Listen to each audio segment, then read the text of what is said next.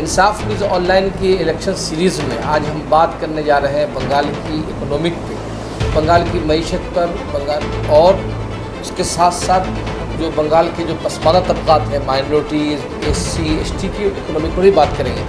इस मौजू पर बात करने के लिए आज हमारे साथ खुसूसी मेहमान हैं प्रोफेसर शुभनील चौधरी साहब, जो प्रेसिडेंसी यूनिवर्सिटी में इकोनॉमिक के प्रोफेसर हैं। सर, आपका इंसाफ न्यूज़ ऑनलाइन में हम वेलकम करते हैं। थैंक यू सर, मेरा पहला सवाल यही है कि 2006 में जब बंगाल एक टर्निंग पॉइंट पे था, सिंगूर आया, नंदीग्राम में सालिन फैक्ट्री को लाने की कोशिश की, वो नहीं आ पाया। और बुद्धदेव के बारे में कहा जाता है कि उन्होंने महसूस कर लिया था कि बंगाल का जो एग्रीकल्चर जो रोज़गार दे रहा था, अब उस एग्रीकल्चर अब उस पोजीशन पे नहीं रहा रोज़गार देने के। उन्होंने इंडस्ट्री लाने की कोशिश की और जिसमें नाकाम रहे, और यही वजह उनकी सरकार भी चली गई। उसके बाद से अब तक 20 साल हो गए हैं। इन 20 सालों में बंगाल की इकोनॉमी कहाँ पर खड़ी है? देखिए, बंगाल की इकोनॉमी का जहाँ तक सवाल है, वो हमेशा ही मतलब लेफ्ट फ्रंट के ज़माने में भी, इस ज़माने में भी, वो कहीं ना कहीं देश का बाकी राज्यों में एक मिडिल लेवल पे रहा है। लोअर मिडिल, मतलब एकदम मिडिल में नहीं। बिहार, उत्तर प्रदेश, ये 5-6 स्टेट्स छोड़ के वेस्ट बंगाल उसके ऊपर रहा है जी।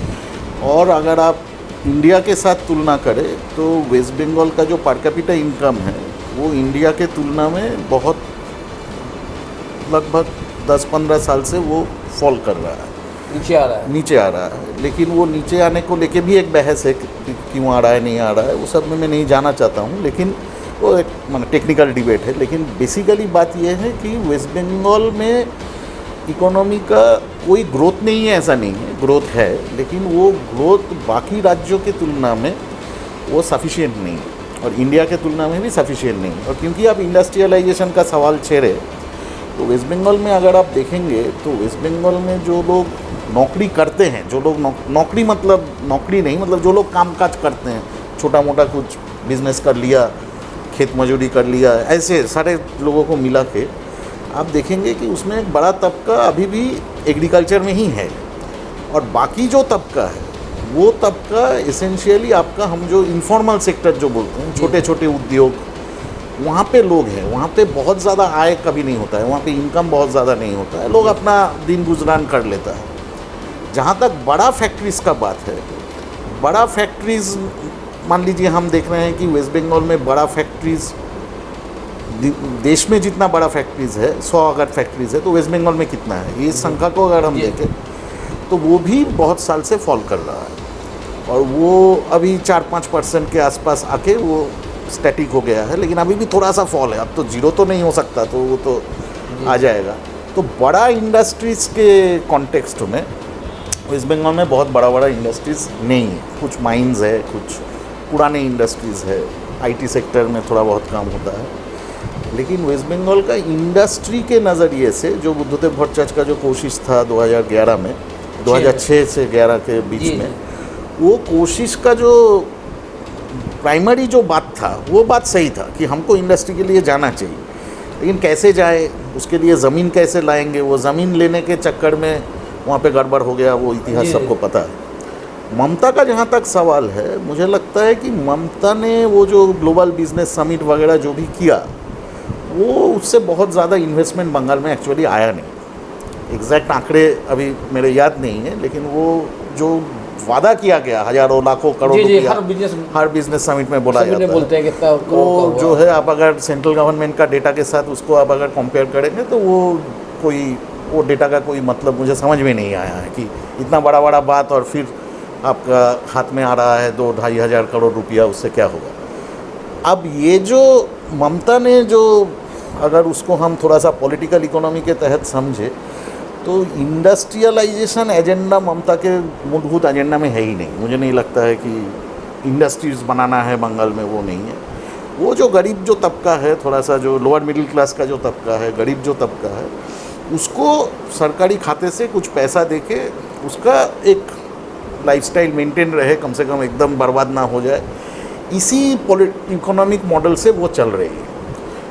इसमें अच्छी बात यह है कि कम से कम लोगों को तो कुछ पैसा तो मिल रहा है, लेकिन अगर आप स्टेट में एम्प्लॉयमेंट जनरेट नहीं करेंगे, अगर आप लोगों को रोज़गार नहीं देंगे, बढ़िया रोज़गार, मतलब 2,000-4,000 रुपया का रोज़गार नहीं, 15-20 हज़ार रुपया। अब देखिए नोएडा में कितना बड़ा बवाल हो गया मिनिमम वेज को जी लेकर। जी तो कितना लोग मांग रहा था, 20 हज़ार रुपया मांग रहा था। जी। तो ये जो एक बहुत बड़ा एक तबका बंगाल में, वो अभी भी कृषि पे निर्भर है, एग्रीकल्चर पे निर्भर है। और अगर आप एग्रीकल्चर का अगर आप अभी वहाँ से कितना इनकम लोगों को आ रहा है उसमें अगर आप जाएंगे तो बंगाल का हालत बहुत ही ख़राब है। एग्रीकल्चर से जो इनकम आ रहा है वो इंडिया में वन ऑफ द लोएस्ट है सरकारी आंकड़े के हिसाब से। Situation assessment of agricultural households survey है सेंट्रल गवर्नमेंट का नहीं, मतलब सेंट्रल सर्वे गवर्नमेंट का ही है, लेकिन वो उस तरीके का पॉलिटिकल कुछ में बोलना नहीं चाह रहा। तो कृषि में भी आपका बहुत ज़्यादा इनकम हो रहा है अभी, ऐसा नहीं है। जो कि लेफ्ट फ्रंट का फर्स्ट 10-15 साल में कृषि से बहुत ज़्यादा इनकम हो रहा था, और उसके चलते वेस्ट बंगाल का ओवरऑल जो ग्रोथ है वो थोड़ा सा इंडिया को सरपास भी कर गया था जी। लेकिन वो मेनली कृषि के वजह से, इंडस्ट्री के वजह से नहीं। जी जी। तो इसीलिए क्या हुआ कि कृषि में अल्टीमेटली आप बहुत दिन वो सस्टेन नहीं कर पाएंगे, क्योंकि लोग इतना ज़्यादा है कृषि के अंदर, उन लोगों को बाहर निकालना ज़रूरी है। वो बंगाल में ऑफिशियल स्टैटिस्टिक्स के तहत हो रहा है कि आप देखेंगे कि कृषि से लोग जा रहे हैं मैन्युफैक्चरिंग में, लेकिन वो जो मैन्युफैक्चरिंग है वो बहुत छोटा मैन्युफैक्चरिंग है। बीड़ी मेकिंग एक बहुत बड़ा आपका बंगाल में एक इंडस्ट्री है। तो बीड़ी मेकिंग आप जानते हैं कैसे होता है, घर में ही होता है। तो वो नाम से वो इंडस्ट्री है सरकार के खाते में, लेकिन उस इंडस्ट्री से कितना रोजगार होता है बीड़ी मालिक को होता होगा, लेकिन जो लोग वहाँ पे उस पर हम आगे आएंगे सर। हाँ उसमें सर मैंने एक CPIM की कैंडिडेट, नाम नहीं लेंगे, वो एक IIT सेक्टर में काम करके अभी इलेक्शन लड़ रही है कलकत्ता से। उन्होंने ऑफ रिकॉर्ड बताया कि हमारी सबसे बड़ी गलती थी कि हमने कृषि विभाग में कोऑपरेटिव सोसाइटी नहीं बना पाए। अगर हम कोऑपरेटिव सोसाइटी बनाते तो कृषि में इनकम बाकी रहती, क्योंकि ख़ानदान दर ख़ानदान डिवाइड हो रहा थी, लैंड डिवाइड हो रहा था, लैंड कम हो गया था, इनकम नहीं होता। तो अगर हम ये बना लेते, कोऑपरेटिव सोसाइटी बना लेते, तो शायद कि हम इनकम को मेंटेन कर सकते थे। मेरे ख्याल से वो ठीक बात ही बोल रही है या बोल रहा है, जो बोल रही है ठीक बात ही वो बोल रही है, वो समझ में आ गया, ठीक है। तो वो ठीक बात बोल रही है। कोऑपरेटिव से क्या होता है, आप और मेरा हाफ एकड़ करके ज़मीन है, हम लोग अगर अपने बीच में एक अंडरस्टैंडिंग में आए तो ज़मीन का साइज़ बढ़ेगा, उससे प्रोडक्टिविटी बढ़ेगा। ये एक पुराना ये है। लेकिन एक्चुअली क्या है, आप अगर देश का कृषि का हालत देखेंगे, बंगाल में ऐसा नहीं है कि बंगाल का कृषि का हालत जो है देश के मुकाबले बहुत ख़राब है। जी। बंगाल में फार्मर सुसाइड उस तरीके से हम देखे नहीं है। किसान आत्महत्या जो महाराष्ट्र में हुआ है, आंध्र प्रदेश में हुआ है, वो आप जो पीरियड का बात बोल रहे हैं 2006 से 4 से लेके 11 तक भयानक तरीके का सुसाइड हुआ है। लाखों के तादाद में किसान जो है आत्महत्या किया। बंगाल में वैसा बड़ा हुआ है, ऐसा नहीं कि एकदम नहीं है, लेकिन उतना बड़ा नहीं हुआ है, क्योंकि बंगाल का कृषि छोटा कृषि है, इसलिए उसको लोन भी कम लगता है, बहुत सारे फैक्टर्स है। लेकिन देश का कृषि का ही हालत बहुत ख़राब, सरकार का हाथ उठा लेना कृषि से, MSP नहीं देना। जो मेन मुद्दा ये है कि देखिए हम लोग सब दुनिया का, पूरा दुनिया का ही अगर बात करें, सभी लोग तो पहले कृषि ही करता था। अमेरिका में भी कृषि है। क्या हुआ, लोग जो है जो नॉन एग्रीकल्चर इंडस्ट्री सर्विसेज ये सब में जब चले गए, वहाँ पे आपका आय जो है, इनकम जो है ज़्यादा होता है, तो इससे पूरा देश का इनकम जो है बढ़ता है। यहाँ पे वो जो ट्रांजिशन है कृषि से इंडस्ट्री में जाने का, जो ट्रांजिशन है वो ट्रांजिशन स्लो है, नहीं हो रहा है ऐसा मैं नहीं बोल रहा हूँ, बहुत ज़्यादा स्लो है। पूरा देश में ही ये सही बात है, बहुत ज़्यादा। 4-5 स्टेट्स छोड़ के, जो इन्वेस्टमेंट का जो मैं बात कर रहा था, आप अगर 4-5 स्टेट्स को छोड़ दे, तमिलनाडु, कर्नाटक, महाराष्ट्र, गुजरात, इन 4-5 स्टेटों को अगर आप छोड़ देंगे, ऐसा नहीं है कि बाकी जो 20-25 स्टेट से सब में इन्वेस्टमेंट जा रहा है और बंगाल में नहीं आ रहा है। जी। वही लोग more than 50% of the investment लेके जा रहे हैं। अब मैं किसी का नाम ले लेना चाहूँगा, आपको पता है कौन कहाँ से आते हैं, जी। कहाँ पे ज़्यादा इन्वेस्टमेंट हो रहा है। दूसरा जो चीज़ है कि बंगाल में जो एक जो कैपिटलिस्ट क्लास जो होता है ना, शिल्पपति, जो उद्योगी, जो एंटरप्रेन्योर जो क्लास होता है, वो क्लास भी बहुत सारा हिस्टोरिकल रीजन से कभी भी बंगाल में, बंगाली खास तौर पे बहुत बड़ा कोई शिल्पपति नहीं था। बंगाली इंडस्ट्रियलिस्ट अगर आपसे पूछेंगे, गुजराती इंडस्ट्रियलिस्ट आपसे पूछेंगे तो आप 5 नाम बोल देंगे, पारसी इंडस्ट्रियलिस्ट पूछेंगे तो आप 10 नाम बोल देंगे, लेकिन बंगाली इंडस्ट्रियलिस्ट बहुत कम। उसका काफ़ी सारा पॉलिटिकल, इकोनॉमी, सोशियोलॉजिकल रीजंस है। एक रीज़न ये भी है कि हम लोग सबसे ज़्यादा ब्रिटिशों से हम लोग जो है शोषण हम लोगों का ही सबसे ज़्यादा हुआ है, और उससे उभरने में भी टाइम लगा, लेकिन वो अभी उतना रेलिवेंट नहीं है मतलब तृणमूल या CPM या BJP के कॉन्टेक्स्ट में। जो करना चाहिए आपको, एक अच्छा लैंड एक्विजिशन पॉलिसी। ममता का अभी कोई लैंड एक्विजिशन पॉलिसी ही नहीं है कि भाई आप जाके खरीद लीजिए, मतलब कि हम कुछ नहीं करेंगे, ऐसे तो नहीं होगा। बुद्धदेव भट्टाचार्य का जो लैंड एक्विजिशन पॉलिसी था वो गलत था, जोर ज़बरदस्ती हुआ, सिंगूर में हुआ, नंदीग्राम में हुआ, उसको मान लेना चाहिए, नंबर 1। लेकिन नंबर 2, आपको तो लैंड छोड़ के तो आप इंडस्ट्री नहीं बना पाएंगे जी। तो लैंड एक्विजिशन एक pro people land acquisition policy का होना चाहिए कि जहाँ पे जनता का जो भला हो। आप अगर कृषि है जी जी तो आपसे हम ज़मीन ले रहे हैं तो आपका तो पूरा ज़िंदगी का सवाल है, तो आपका पूरा ज़िंदगी का रिस्पॉन्सिबिलिटी तो मुझे लेना पड़ेगा। वो कैसे लेंगे उस पर बहस होना चाहिए। और दूसरा ये है कि बाहर में बहुत सारे बंगाली है, वेस्ट बंगाल के लोग हैं। बंगाली मतलब मैं सिर्फ कोई भाषा के टर्म्स में नहीं बोल रहा हूँ, whoever is from West Bengal, मैं सबको ही बंगाली बोल रहा हूँ, जो बहुत अच्छा काम कर रहे हैं, विदेश में है, देश के बाकी जगह पे हैं। उनसे बात कीजिए, उनको थोड़ा इंसेंटिव देके आप यहाँ पे लाके कुछ अच्छा काम करने का कोशिश कीजिए तो होगा। ऐसा नहीं है एक जो प्रचार है कि बंगाल का बंगाल का इकोनॉमी पूरा ही ध्वस्त हो गया है, वो भी सही नहीं है, और बंगाल का इकोनॉमी बहुत अच्छा कर रहा है, वो भी सही नहीं है। कहीं ना कहीं हम बीच में अटके हुए हैं बहुत साल से। सर, हम आ रहे इस सवाल पे कि 1 साल पहले जब पुलवामा हुआ, पुलवामा अटैक के बाद पूरे भारत में जहाँ जहाँ BJP, वहाँ पर बंगाली और माइग्रेंट वर्कर हैं, उन पे बहुत ज़्यादा अटैक हुए, ज़्यादातर मुस्लिम अटैक में हुआ, लेकिन कुछ बंगाली हिंदू भी अटैक में, क्योंकि बंगाला बोलते थे, पता लगाना मुश्किल था कि ये हिंदू या मुसलमान, बंगाली है।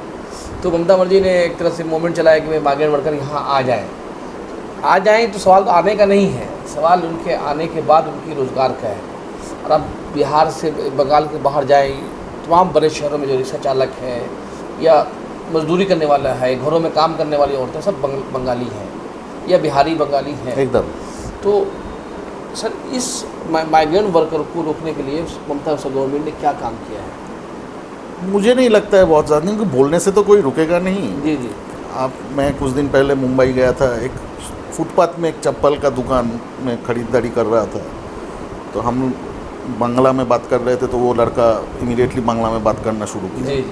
तो सवाल ये है कि उस बंदे को, और वो दुकान का मालिक नहीं है, वो वहाँ पे स्टाफ है, कर्मचारी है जी। तो सवाल ये है कि वो बंदा कोलकाता में चप्पल नहीं बेच के वो बॉम्बे में जाके क्यों चप्पल बेच रहा है। जी। उसका कारण ये है कि वहाँ पे उसको ज़्यादा तनख्वाह मिल रहा है। जी जी। जिस तनख्वाह से वो अपने आप को बॉम्बे में, मुंबई में वो अपने आप को सस्टेन कर पा रहा है, और घर में भी पैसा डेफिनेटली भेज रहा होगा। तो आपको यहाँ पे, जो मैं बात शुरू में कर रहा था, आपको यहाँ पे एक बहुत बड़ा इकोनॉमिक इनिशिएटिव लेना पड़ेगा। आपको यहाँ पे इंडस्ट्री बनाना पड़ेगा। छोटे छोटे उद्योग को लेके हैप्पी हो जाने का कोई बात नहीं है। छोटे उद्योग अच्छे हैं, छोटे उद्योग को सबको मार दो, ऐसा कोई बात नहीं है। लेकिन छोटे मतलब चाय की दुकान खुल के चॉप शिल्प, चॉप भाजो, और या क्या बोलते हैं उसको, पकौड़ा तलिए, ये तो कोई, आप यंग जनरेशन को तो आप ये नहीं बोल सकते हैं कि जाके आप चॉप जो सेल कर रहे हैं बहुत अच्छी काम कर रहे हैं, कोई दिक्कत नहीं है। कोई काम छोटा बड़ा नहीं होता है। लेकिन आपको तो देश बदल रहा है, दुनिया बदल रहा है, AI का ज़माना आ गया है। अभी लोग बहुत बड़ा एक टेंशन चल रहा है दुनिया में कि AI के चलते लोगों का नौकरी ना चला जाए।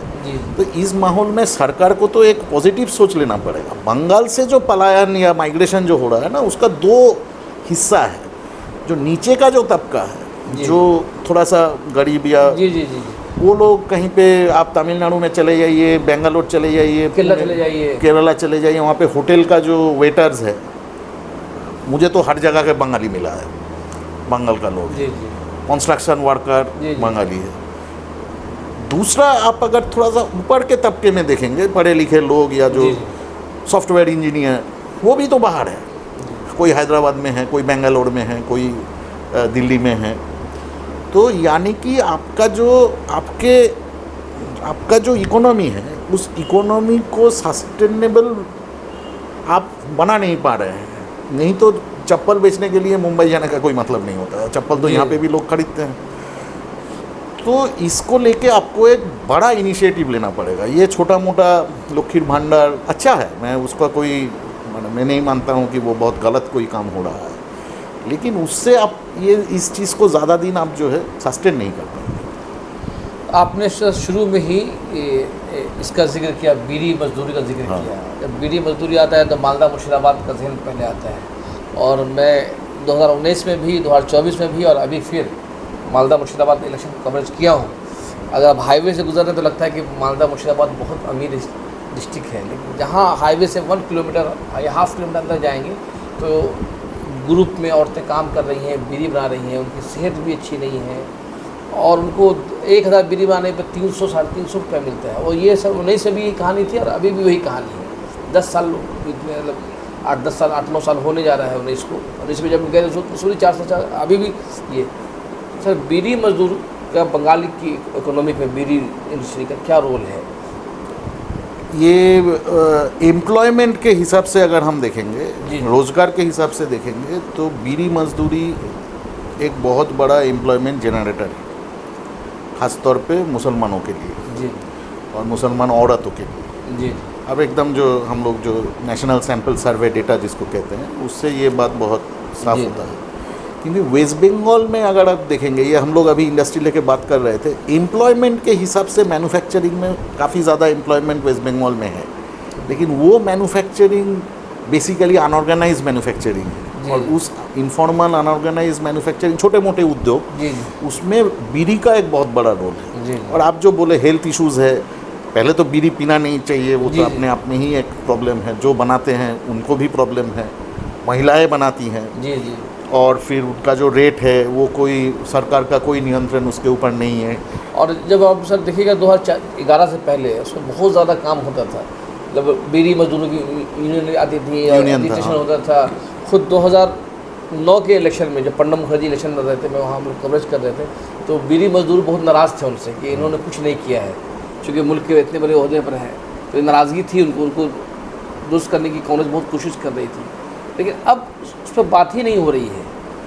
एक्चुअली तो श्रमिक जो वर्कर्स है उन पे तो कहीं पे भी बात नहीं हो रहा है। ऐसा तो नहीं है कि सिर्फ बीड़ी श्रमिक पे बात नहीं हो रहा है। आप हावड़ा में है अभी, तो यहाँ पे कितना बंद मिल्स है जी, जहाँ पे ममता एक कोई वहाँ पे भी कुछ पैसा जो बंद हो गए जो मिल्स है उनके वर्कर्स को देते हैं, लेकिन वो खुलने का कोई हिसाब नहीं। एक के बाद एक मिल का ज़मीन आप जो है रियल एस्टेट में दे रहे हैं, वहाँ पे बड़ा बड़ा मकाने बन रहे हैं, अमीर आदमी आके रह रहा है जी। तो वर्कर्स का तो बात ही नहीं हो रहा है जी। उधर आप नॉर्थ बंगाल में चले जाएंगे तो कुछ दिन पहले मैं एक आर्टिकल पढ़ रहा था कि चाय श्रमिक जो है, टी गार्डन वर्कर्स, उनका भी हालत बहुत ख़राब है जी।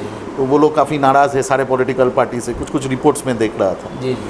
तो वर्कर्स का बात नहीं हो रहा है। ऑर्गेनाइज सेक्टर का जो वर्कर्स है, जो बड़े मिल्स में काम करते हैं, जैसे हमारा एक बहुत बड़ा इंडस्ट्री था जूट इंडस्ट्री जी। तो जूट इंडस्ट्री अभी भी बहुत बड़ा इंडस्ट्री है in terms of employment generation ji. लेकिन जूट इंडस्ट्री का क्या हालत है हम लोग जानते हैं। जूट इंडस्ट्री में आप चले जाइए कोई भी जूट मिल में जाके, वहाँ पे यूनियन है, यूनियन का बात कोई नहीं सुनता है। मैनेजमेंट के साथ यूनियन का रिटेन एग्रीमेंट होता है, जो एग्रीमेंट 2 दिन बाद मैनेजमेंट मानने से इनकार कर देता है, और सरकार उसमें कोई बहुत बड़ा पॉजिटिव भूमिका निभा रहा है ऐसा भी नहीं है। तो सिर्फ चुनाव का बात नहीं है, जनरली डिस्कोर्स में ही, मतलब जो बातचीत करते हैं, अखबारों में जो बात आता है, मीडिया में जो बात चलता है, उसमें कहाँ गरीब आदमी तो दिखाई नहीं देता है। अब जब श्रमिक कुछ एक डिमांड्स लेके जब सड़क पे उतरते हैं, कुछ हंगामा हो जाता है तो उस पर हम उसको लाठीचार्ज करते हैं, इन्हें से लगा देते हैं, पाकिस्तान से जोड़ देते हैं। वो तो पाकिस्तान से का हाथ है, वो तो उधर हो रहा है वो सब जी। नोएडा में सुना कि पाकिस्तान का हाथ है, तो जबकि पाकिस्तान ईरान और अमेरिका में उलझा हुआ था। हाँ, तो हो रहा था वहाँ पे। तो ये जो सब जो मूलभूत जो प्रोग्राम शुरू होने से पहले हम जो बात कर रहे थे, जो बुनियादी जो मुद्दे हैं जी, शिक्षा का क्या, बंगाल का शिक्षा का हालात बहुत अच्छा है ऐसा नहीं है। जी। हम लोग बहुत गर्व करते हैं, सत्यजीत राय है, रविंद्रनाथ टैगोर है, काजी नजरुल इस्लाम है, स्वामी विवेकानंद है, बहुत अच्छा बात है। जी। लेकिन अभी क्या हालत है, लोग क्यों बंगाल के कॉलेजेस क्यों खाली है, जी क्यों कॉलेज में एडमिशन नहीं हो रहा है, जी क्यों स्कूल्स बंद हो रहे हैं, जी ये सब सवाल कहाँ है। कॉलेजेस बंद हो रहे, कॉलेजेस में एडमिशन नहीं हो रहा है, लड़के को लग रहा है कि भाई 4 साल में यहाँ पे पढ़ के क्या होगा, उससे अच्छा है कुछ छोटा मोटा नौकरी कर ले। मेरा जहाँ तक मैं जिन लोगों से बात किया हूँ, मुझे ये बात बहुत लोग बोले। तो ये सब मुद्दे पे तो बात नहीं है, जबकि आपका रोज़गार, शिक्षा और हेल्थ, ये 3 सबसे ज़रूरी चीज़ है। आपका रोज़गार हो, आप ठीक ठाक रहे, आपका बेटा पढ़ाई लिखाई करे, बेटा बेटी दोनों ही जी पढ़ाई लिखाई करे, उनका भी रोज़गार हो, जी और कोई अगर बीमार हो जाता है, बीमार भी नहीं होता है, तो अब देखिए जो वातावरण का जो बात है, एनवायरनमेंट, जी कोलकाता और हावड़ा में बिगड़ा है बहुत साल से, जी क्योंकि यहाँ पे तो जो क्या बोलते हैं, कोई बहुत ठोस कोई पॉलिसी ही नहीं है। सर, अब सवाल मेरा मुस्लिम इकोनॉमिक पे है। बंगाल के, क्योंकि ममता बनर्जी का जब आज ही में एक प्रेस कॉन्फ्रेंस में था, उन्होंने कहा कि प्रेस कॉन्फ्रेंस थी मुस्लिम ऑर्गेनाइजेशन की, उसने कहा कि ममता को वोट देना चाहिए, इसलिए देना चाहिए कि हमारे वजूद का सवाल है, हमारे स्टेट्स का सवाल है, हम ममता रहेगी तो हम बाकी रह पाएंगे, जबकि ये बात गलत है। अब अगर ममता बनर्जी के 16 साल को देखें, लेकिन तो जैसे अमृता सनी वाली रिपोर्ट थी, उसमें बताया गया कि 85% मुसलमान की इनकम जो है 5,000 से भी कम है, और जिसमें से 37% की इनकम तो 3,000 से भी कम है, लेकिन उस रिपोर्ट को भी 10 साल हो गए हैं। क्या उसमें कोई तब्दीली आई है? आप आने से पहले मैं कुछ डेटा वगैरह देख रहा था, मुझे नहीं लगता है बहुत कुछ तब्दीली आया है। जी बंगाल का जो मुसलमान है वो ओवरवेलमिंगली गांव में रहते हैं, जी देश का और जगह से थोड़ा सा अलग है। जी वो गांव में रहते हैं, मेनली किसानी खेती करते हैं। उसमें मैं पहले ही बोला, खेती का हालत ख़राब है, जी जी और मुसलमानों के पास बहुत ज़्यादा ज़मीन है ऐसा नहीं जी। है। छोटा बंगाल में किसी के पास भी बहुत बड़ा ज़मीन है नहीं, तो लैंड रिफॉर्म हुआ, जी। आप जो बात बोल रहे थे, पॉपुलेशन का प्रेशर, सब कुछ मिला के वो ज़मीन का मुद्दा उतना अब जी। है नहीं। तो जो इनकम है कृषि में, वो अपने आप ही घट रहा है, तो जी। मुसलमानों का जाहिर सी बात है घट रहा है। अब कृषि से लोगों को बाहर निकालने में आप देखेंगे मुसलमानों का एक बड़ा तबका मैन्युफैक्चरिंग से जुड़ा हुआ है, जी लेकिन वो जो मैन्युफैक्चरिंग जो इंडस्ट्री में जो इससे पहले जो बात में कर रहा था, वो मैन्युफैक्चरिंग इंडस्ट्री कोई बड़ा इंडस्ट्री नहीं है। जी जी जैसे रेगुलर सैलरीड वर्कर बोल के कैटेगरी होता है, उसका मतलब होता है कि आप महीने में तनख्वाह मिलता है आपको, जैसे प्रोफेसर साहब को मिलते हैं, जी जी जैसे हम लोग को मिल रहा है। हाँ, क्लर्क को मिलता है, रिपोर्टर्स को मिलते हैं। जी मुसलमानों में ये आंकड़ा अभी 12-13% के आसपास है बंगाल में, जबकि देश में अगर देश को आप देख लेंगे तो 17-18% के आसपास है।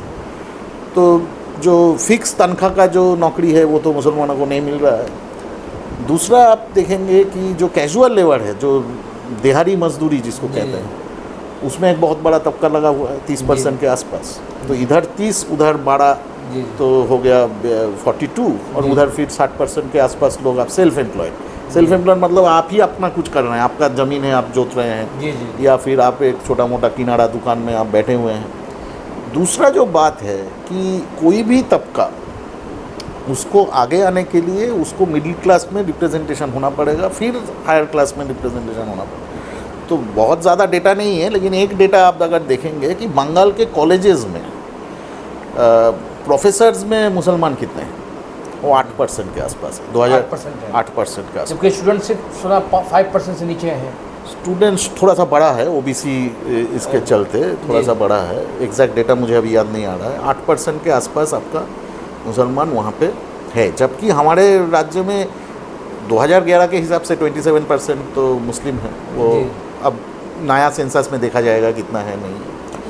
तो और तीसरा जो बात ये है कि सरकारी जो नौकरियां हैं, और उसमें भी बहुत ज़्यादा मुसलमान, कोई आंकड़े नहीं है क्योंकि सरकार वो आंकड़ा वो सच्चर कमेटी को दिया था उसके बाद, और बहुत ज़्यादा आंकड़ा नहीं आया है। और वो प्रतिचि का जो रिपोर्ट है साबिर वगैरह जो बनाया था, उसमें कुछ आंकड़े हैं, जी उसके बाद कोई नया आंकड़ा है नहीं। और एक जो बात है, जो हम बोलते हैं कि एलिट प्रोफेशंस, मान लीजिए कि आपका डॉक्टर हो गया, इंजीनियर हो गया, आईटी सेक्टर से आ गया, जी जी तो उसमें भी बहुत ज़्यादा मुसलमान तो है नहीं। जी। बहुत ही कम है। कोई भी प्राइवेट हॉस्पिटल में आप चले जाइए, डॉक्टर्स का नोटिस जो लिस्ट है, अगर 30 नाम है तो 4-5 मुस्लिम मिल जाएंगे।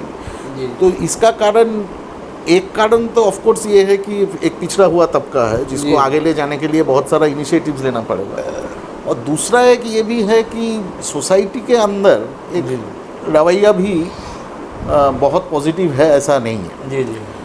तो मुसलमानों का ममता के इसमें बहुत ज़्यादा ये हुआ है ऐसा नहीं है, मुझे नहीं लगता है। जो था लगभग वही है, बहुत गिरावट हुआ है वो भी मैं नहीं बोल रहा हूँ। अब ये सब लेके सोचना चाहिए। दलितों का जहाँ तक सवाल है, दलित या आदिवासी, वो भी मुस्लिम्स मोरलेस वो दलित के जैसा ही जो स्टेटस है वो सही है। आदिवासी का हालत थोड़ा और ख़राब है, और ख़राब है, जिसका फ़ायदा आरएसएस उठा रही है। हो सकता है आरएसएस उठा रहा जी हो। जी। तो आपका जो माने एक्चुअली दो चीज़ें हैं, एक तो प्योर इकोनॉमिक्स जिस पे हम बात कर रहे हैं कि आपका राज्य में जो ट्रांसफॉर्मेशन होना चाहिए वो नहीं हो रहा है, वो नहीं हो रहा है। बड़ा उद्योग नहीं है, बहुत सरकारी नौकरियां खाली है। जी। कॉलेज पे कॉलेज आप जाएंगे, आप तो रिपोर्टर है, जाके किसी भी कॉलेज से बात कर सकते हैं, बोलेगा स्टाफ नहीं है, जी, टीचर नहीं है। वो हिंदू मुस्लिम कोई बात नहीं है ही नहीं। जी। तो है ही नहीं, तो उसमें जो और भी पिछड़ा हुआ जो तबका है उसका हालत और भी ख़राब होगा, जाहिर सी बात है।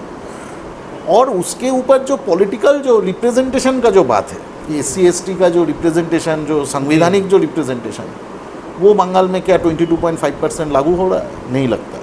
OBC लेके इतना बड़ा बवाल हो गया, कोर्ट भी अपना राय दिया। कोर्ट का राय के अंदर में जाना नहीं चाहता हूँ, कोर्ट अपना समझदारी से कुछ राय दिया जो कि बहुत कॉन्टेस्टेड राय है। तो OBC में जो मुसलमान है या नॉन मुस्लिम्स भी जो है, या जो SCs है, STs है, उनका जो संवैधानिक जो राइट्स है कि इतना परसेंटेज गवर्नमेंट जॉब्स मुझे चाहिए, जी जी, उतना मैं जितना देखा हूँ, मुझे नहीं लगता है कि 22.5% ST ST रिजर्वेशन और वो 7 या 10% के आसपास जो OBC रिजर्वेशन, वो सही हिसाब से लागू होगा। जी सर, मेरा सवाल आपसे ये है कि बस 2 सवाल बाकी रह गए हैं मेरे।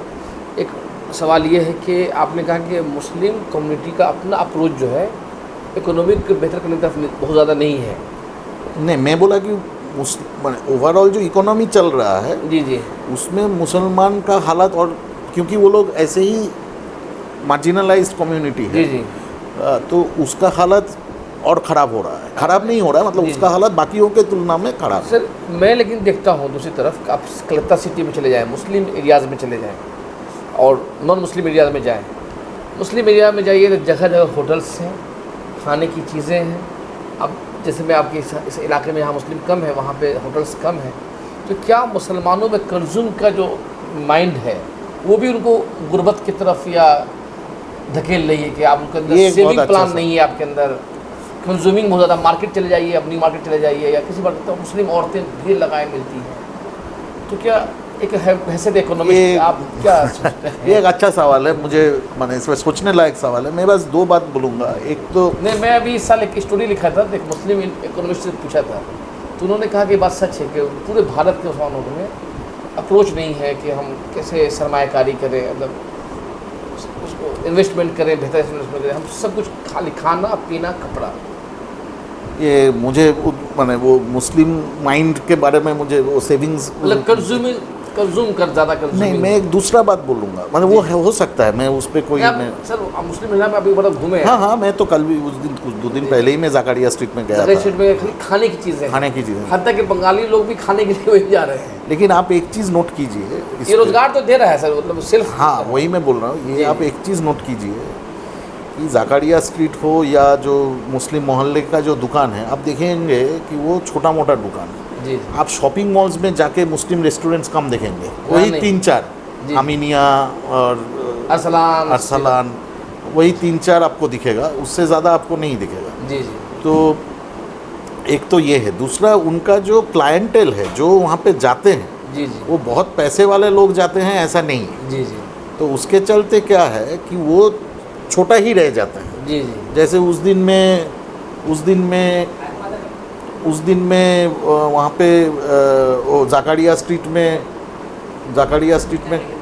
खाना खा रहा था तो उसमें हम लोग बात कर रहे थे कि ये जो दुकान है, कोई भी एक दुकान जी जी जी इतना अच्छा खाना खिला रहा है तो वो और 4 जगह पे ब्रांच क्यों नहीं खोल पा रहा है? जी जी उसका कारण ये है कि वो दुकान जो है वो लोकल क्लाइंटेल को ही केटर कर रहा है। जो मुस्लिम वर्कर्स है, जो वहाँ पे जो लोकल लोग हैं, उनको ही वो केटर कर रहा है। वो बहुत एक्सपैंड वो नहीं कर पा रहा है। शायद हिंदू छोटे मोटे दुकानों का भी यही किस्सा है। जी जी और दूसरा एक अनफॉर्चुनेट बात यह है कि आपको वो शायद ज़्यादा दिख रहा हो। मैं आपका बात को मैं नेगेट नहीं कर रहा हूँ, हो सकता है कंजम्पशन का जो पैटर्न है वो जी। डिफरेंट हो सकता है, उसको उस पर रिसर्च करना चाहिए। जी जी जी लेकिन दूसरा जो आपको, एक तो मुस्लिम एरियाज़ में एक तो पॉपुलेशन डेंसिटी हाई हो जाता है, हाँ, क्योंकि जी। एक अनफॉर्चुनेटली एक घेटोइजेशन टाइप का है जी, जी, कि ये मुस्लिम इलाका है, ये हिंदू, ये होने से थोड़ा सा शायद 100 लोग चला जाए तो लगता है कि बहुत भीड़ हो गया है। तो यही मुझे कहना है। लेकिन ये एक अच्छी बात आप बोले हैं, इंटरेस्टिंग बात। नहीं, मैं सर एक बात और जहन में आ रही थी कि जब एक लोग बोलते हैं कि मुसलमानों में आप होटल्स जितने खुल रहे हैं, जैसे हाँ जहन में बहुत साल पहले विनोद दुआ बहुत फेमस जर्नलिस्ट थे। हाँ हाँ उन्होंने हाजी अलाउद्दीन की मिठाई खाई थी और उन्होंने कहा था कि हाजी अलाउद्दीन और हल्दीराम दोनों एक ही दौर की हैं। आज हल्दीराम पूरे भारत में है और हाजी अलाउद्दीन की मिठाई उससे कहीं बेहतर है। कोलकाता में है हाजी अलाउद्दीन। हाँ जी, कुरुटोला में। कुरुटोला में ही है। जी जी, लेकिन अब हाजी अलाउद्दीन सिर्फ अब जाके 2-3 और आउटलेट उसके आए हैं। इसी तरह से बहुत मशहूर कपड़े दुकान है मानेवर। हाँ मानेवर से पुराने जो है सलीम शेरवानी जो स्टेट वगैरह में थे, या माना स्टोर्स, ये लोग पुराने कपड़े की मार्केट में थे बंगाल में ही। लेकिन आज मानेवर पूरे भारत में फैल गया, बंगाल से ही उठ के। नहीं, एक चीज़ इसमें है, देखिए एक चीज़ है, बहुत सारे रिसर्च में, मैं दलितों के बारे में तो ये रिसर्च मैं देखा हूँ, हो सकता है ये मुसलमानों के बारे में भी सही हो, कि एक दलित छोटा मोटा उद्योगी का या एक मुस्लिम छोटा मोटा उद्योग का बड़ा होने का पॉसिबिलिटी हमारे देश में कम है। हाँ, ये मैं सवाल पूछना, एक डिस्क्रिमिनेटरी एटीट्यूड है समाज के अंदर है, या फिर कम्युनिटी का अपना कोई कम्युनिटी का अपना भी हो सकता है। आपका लेदर इंडस्ट्री है, आप लिफ्ट के दौर में देखें तो पूरा मुस्लिम डोमिनेट इंडस्ट्री थी, आज टुडे नहीं है। नहीं, आज जैनिस उस पूरे जो लेदर कम्प्लेक्स वहाँ बना है, नहीं उसमें हो सकता है। मैं तो समाज का मैं उतना अध्ययन नहीं करता हूँ, मैं इकोनॉमिक्स का अध्ययन करता हूँ, तो हो सकता है समाज में कुछ है, वो आप मुझसे ज़्यादा बोल सकते हैं। लेकिन डेफिनेटली एक ये चीज़ है कि जो अश्विनी देशपांडे वगैरह दलित छोटा मोटा उद्योग का वो लोग एनालिसिस करके देखे हैं कि उसका प्रोबेबिलिटी ऑफ सक्सेस कम है। एक ही है, सारे आप और मैं अगल बगल में बैठ के जी जी, एक ही दुकान, एक ही किस्म का दुकान चालू किए। आप अपर कास्ट है, मैं दलित हूँ, मेरा दुकान आगे नहीं बढ़ पाया, आपका दुकान आगे बढ़ गया।